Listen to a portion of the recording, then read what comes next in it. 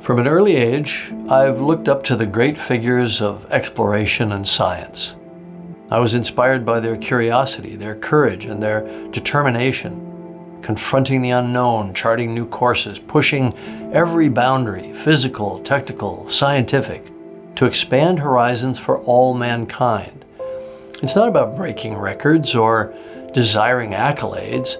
It's about unlocking the mysteries of nature. That's what drove Jacques Piccard and Don Walsh in 1960 when they descended in the bathyscaphe Trieste to the bottom of the Challenger Deep in the Mariana Trench, almost 36,000 feet down. And that's what drove me 52 years later to follow in their footsteps. Diving to the deepest place on our planet, I wanted to take up that torch and open up this new frontier for science. It took us 7 years to design, build, and test the Deep Sea Challenger, our exploration, submersible, and science platform. When you face a pressure of 8 tons per square inch, you metaphorically apply that same kind of pressure to yourself. But it's a positive pressure. It's one that fuels creativity and ingenuity and what I like to call group genius. This is our team of bold, brilliant, and unconventional individuals who worked tirelessly to achieve what we did. However crazy it might have seemed, I was compelled to dive down into some of the deepest ocean trenches in the world, because there's no true discovery without some measure of risk.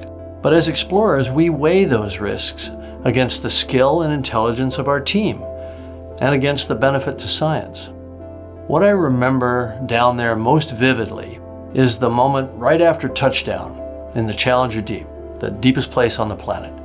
That feeling of absolute loneliness in this immense, barren, almost lunar landscape.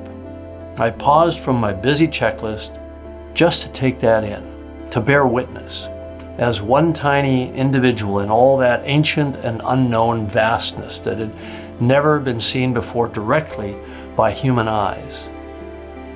When I surfaced from my dive, almost 7 miles down, and the hatch opened, the first person I saw was Don Walsh.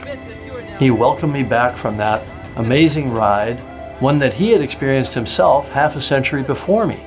It was both moving and symbolic. It was not only a celebration of what we both had done half a century apart, it was a celebration of all the pioneers that came before us and all those who will come after. It was a celebration of that perpetual human spirit of exploration. And during the past 10 years, I've witnessed a growing number of expeditions and research projects conducted by the next generation of scientists who strive to know our world better, to understand more intimately and accurately how life originated and how we can sustain it. A global conscience has finally emerged that we need to cherish and protect this planet, our home. And you can't preserve what you don't understand. This is what my Rolex watch reminds me of whenever I look at it. That drive to explore, to understand and protect. It also reminds me of another watch, a bigger, more pressure-tolerant watch inspired by this one, a prototype that Rolex engineers created in an insanely short period of time to accompany me on my solo dive to the Challenger Deep.